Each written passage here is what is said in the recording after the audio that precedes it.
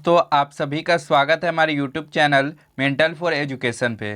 दोस्तों आज के इस वीडियो में हम लोग कवर करने वाले हैं जीव विज्ञान के टॉप 30 प्रश्न। दोस्तों ये 30 प्रश्न SSC, CGL, CHSL, MTS, UPSC, CPO and other exam, इन सभी एग्जाम में पूछे गए प्रश्न होंगे। तो आप सभी क्वेश्चन को देखें और कितने क्वेश्चन का आंसर कर पाते हैं आप कमेंट सेक्शन में ज़रूर बताएं।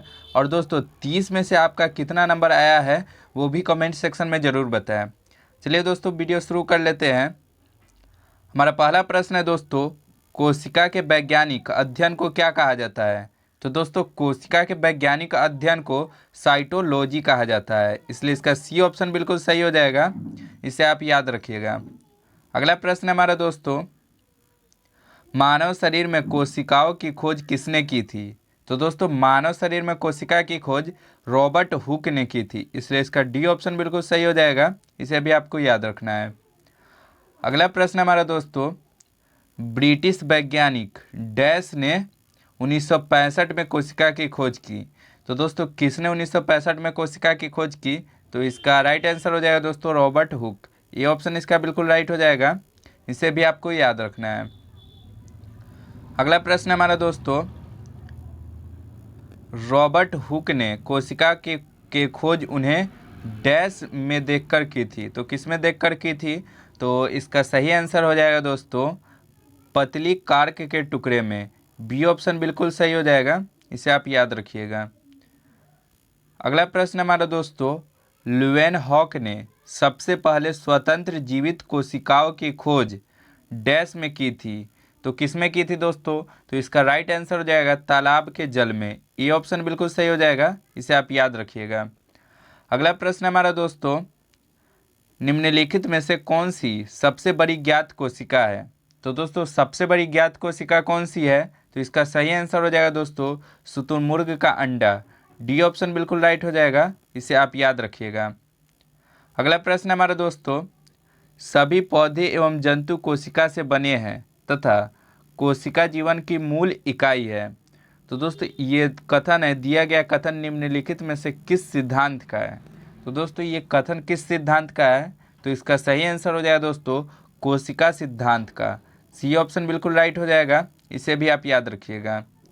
अगला प्रश्न हमारा दोस्तों, कोशिका सिद्धांत का प्रस्ताव देने वाले वैज्ञानिक का नाम बताइए। तो दोस्तों कोशिका का सिद्धांत देने वाले वैज्ञानिक का नाम क्या है? तो इसका सही आंसर हो जाएगा दोस्तों एमजे स्लाइडन एंड थियोडर श्रवण। ये ऑप्शन इसका बिल्कुल सही हो जाएगा, एमजे स्लाइडन एंड थियोडर श्रवण। अगला प्रश्न देख लेते हैं दोस्तों। अगला प्रश्न हमारा, यह किसने प्रस्तुत किया कि सभी पौधे एवं जंतु कोशिका के बने हैं तथा कोशिका जीवन की मूलभूत इकाई है? तो दोस्तों यह किसने प्रस्तुत किया?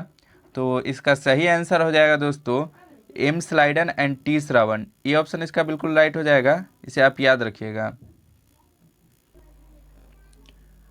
ठीक है, अगला प्रश्न देखते हैं दोस्तों।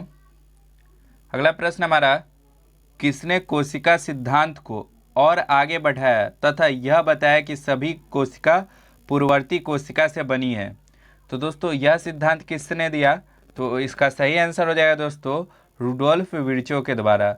डी ऑप्शन इसका बिल्कुल सही हो जाएगा, इसे आप याद रखिएगा। अगला प्रश्न हमारा दोस्तों, निम्नलिखित में से कौन सा जीव कोशिका सिद्धांत अनुरूप नहीं है? तो इसका सही आंसर हो जाएगा दोस्तों वायरस। बी ऑप्शन इसका बिल्कुल राइट हो जाएगा, इसे आप याद रखिएगा। अगला प्रश्न हमारा दोस्तों, प्रोकैरियोटिक कोशिका में निम्नलिखित में से कौन सा नहीं होता है? तो दोस्तों प्रोकैरियोटिक कोशिका में कौन सा नहीं होता है इसमें से, चारों में से? तो इसका सही आंसर हो जाएगा दोस्तों नाभिक केंद्र। सी ऑप्शन बिल्कुल सही हो जाएगा, इसे आप याद रखिएगा। अगला प्रश्न हमारा दोस्तों, ज्ञात सबसे छोटा प्रोकैरियोटिक जीव है। तो दोस्तों सबसे छोटा प्रोकैरियोटिक जीव कौन सा है? तो इसका सही आंसर हो जाएगा दोस्तों माइक्रोप्लाज्मा। बी ऑप्शन इसका बिल्कुल राइट हो जाएगा, इसे आप याद रखिएगा। अगला प्रश्न हमारा दोस्तों, यूकैरियोटिक कोशिका में आरएनए का संश्लेषण किसमें होता है? तो दोस्तों आरएनए का संश्लेषण ये होता है न्यूक्लियस में। डी ऑप्शन बिल्कुल राइट हो जाएगा, इसे आप याद रखिएगा। अगला प्रश्न हमारा दोस्तों, यूकैरियोटिक सेल में प्लाज्मा झिल्ली किससे बनी होती है? तो दोस्तों यूकैरियोटिक में प्लाज्मा झिल्ली फास्फोलिपिड से बना होता है, ठीक है, फास्फोलिपिड से। ये ऑप्शन इसका बिल्कुल राइट हो जाएगा, इसे आप याद रखिएगा। अगला प्रश्न हमारा दोस्तों, प्रोकैरियोटिक यूकैरियोटिक भिन्न है। तो दोस्तों प्रोकैरियोटिक यूकैरियोटिक किस चीज़ से दोनों में भिन्नता उपस्थित होती है? तो इसका सही आंसर हो जाएगा दोस्तों स्पष्ट झिल्ली की अनुपस्थिति के कारण। ये ऑप्शन इसका बिल्कुल राइट हो जाएगा, इसे आप याद रखिएगा। अगला प्रश्न हमारा दोस्तों, निम्नलिखित में से कौन सी यूकैरियोटिक कोशिका की विशेषता नहीं है? तो दोस्तों यूकैरियोटिक कोशिका की विशेषता किसमें नहीं है? तो इसका सही आंसर हो जाएगा दोस्तों पादप कोशिका में क्लोरोप्लास्ट अनुपस्थित है। डी ऑप्शन बिल्कुल सही हो जाएगा, इसे आप याद रखिएगा। अगला प्रश्न हमारा दोस्तों, निम्नलिखित में से पादप कोशिकाओं का कौन सा भाग चयनात्मक परागमय होता है? तो दोस्तों कौन सा भाग चयनात्मक परागमय होता है? तो इसका सही आंसर हो जाएगा कोशिका झिल्ली। बी ऑप्शन बिल्कुल सही हो जाएगा, इसे आप याद रखिएगा। अगला प्रश्न हमारा दोस्तों, कोशिका झिल्ली की प्रवृत्ति क्या है? तो दोस्तों कोशिका झिल्ली की प्रवृत्ति अर्धपारगमय है। बी ऑप्शन बिल्कुल राइट हो जाएगा, इसे आप याद रखिएगा। अगला प्रश्न हमारा दोस्तों, प्लाज्मा झिल्ली, कोशिका झिल्ली, प्लाज्मा मेम्ब्रेन, चयनात्मक पारगमय झिल्ली बनी होती है। तो दोस्तों ये चारों झिल्ली किससे बनी होती है? तो इसका सही आंसर हो जाएगा दोस्तों, इसका सही आंसर हो जाएगा प्रोटीन और लिपिड से, दोनों से मिलके बना होता है। तो इसका डी ऑप्शन बिल्कुल सही हो जाएगा, ए एंड बी, ठीक है। अगला प्रश्न देख लेते हैं दोस्तों। अगला प्रश्न है लिपिड क्या है? तो दोस्तों लिपिड क्या है? तो इसका सही आंसर हो जाएगा दोस्तों कोलेस्ट्रॉल और ट्रांस फैटी एसिड लिपिड के प्रकार हैं, ठीक है। डी ऑप्शन इसका बिल्कुल राइट हो जाएगा, इसे आप याद रखिएगा। अगला प्रश्न हमारा दोस्तों, कोशिका का कौन सा गुण कुछ पदार्थ को कोशिका से भीतर तथा बाहर आने जाने की अनुमति देता है? तो दोस्तों कोशिका का कौन सा गुण है? तो इसका सही आंसर हो जाएगा दोस्तों प्लाज्मा झिल्ली। डी ऑप्शन बिल्कुल राइट हो जाएगा, इसे आप याद रखिएगा। अगला प्रश्न हमारा दोस्तों, किस प्रक्रम द्वारा कुछ पदार्थ जैसे कार्बन डाइऑक्साइड या ऑक्सीजन कोशिका झिल्ली के आर पार आ जा सकते हैं? तो दोस्तों कौन सा प्रक्रम है वो? तो इसका सही आंसर हो जाएगा दोस्तों विसरण के द्वारा। सी ऑप्शन बिल्कुल राइट हो जाएगा, इसे आप याद रखिएगा। अगला प्रश्न हमारे दोस्तों, निम्नलिखित में से कौन सा लगभग प्रत्येक कोशिका में पाए जाने वाला गुण नहीं है? तो दोस्तों प्रत्येक कोशिका में कौन सा गुण नहीं पाया जाता है? तो इसका सही आंसर हो जाएगा कोशिका भित्ति। ये ऑप्शन इसका बिल्कुल राइट हो जाएगा, इसे आप याद रखिएगा। अगला प्रश्न हमारा दोस्तों,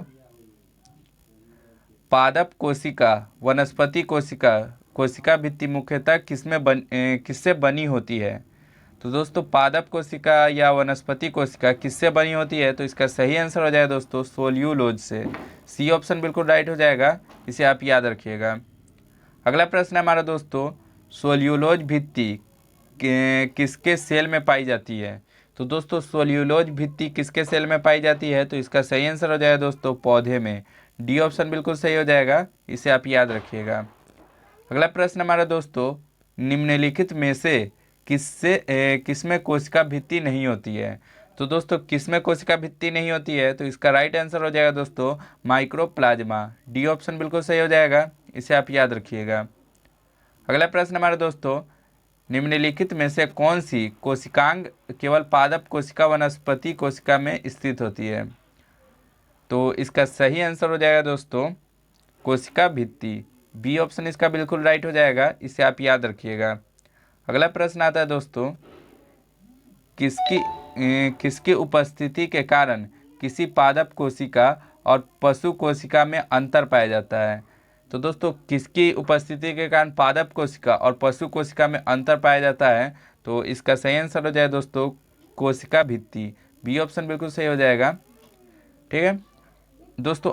वीडियो कैसा लगा आप कमेंट करके ज़रूर बताएं, और दिल से अच्छा लगा हो तो दोस्तों एक लाइक ज़रूर कर दें, ठीक है। अगर आप हमारे चैनल पर नए तो हमारे चैनल को सब्सक्राइब कर ले। आज के लिए इतना ही। जय हिंद, जय भारत।